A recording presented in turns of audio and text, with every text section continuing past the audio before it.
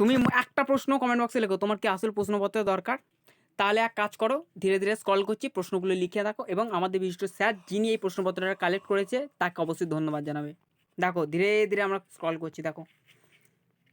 দেখুন, যে সমস্ত ছাত্রছাত্রীরা এই ভিডিওটা দেখছো তাদের উদ্দেশ্যে একটা কথাই বলি, তোমরা কি সত্যি সত্যি প্রশ্নপত্র চাও? তাহলে এই অবশ্যই ভিডিওটা চাই, দেখতে থাকো। একদম দেখো, আমি জানি তোমাদের সত্যি অনেকের প্রয়োজন প্রশ্নপত্র, অবশ্যই প্রয়োজন। কিন্তু প্লিজ একটা রিকোয়েস্ট করবো, যদি তোমার ভিডিওটা দেখার না থাকে তো ভিডিওটা মোটামুটি একটুখানি দেখে চলে যেও না। কেন বলছি বলো তো? তোমার জন্য অনেক অগণিত ছাত্রছাত্রী ক্ষতি হয়ে যাচ্ছে, সেই কারণে তাদের কাছে ভিডিওটা পৌঁছাচ্ছেই না, তারা দেখতেই পাচ্ছে না ভিডিওটা, তারপরে তাদের ক্ষতি হয়ে যাচ্ছে তোমাদের জন্য।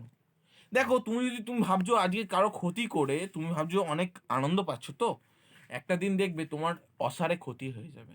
তাই একটা কথা বলবো, যদি তোমার দেখার একান্ত ইচ্ছা না থাকে তো ভিডিওটা এসো না, অন্য কাউকে পাঠিয়ে দাও ভিডিওটা, কারণ তারা উপকৃত হবে, তাদের প্রয়োজন।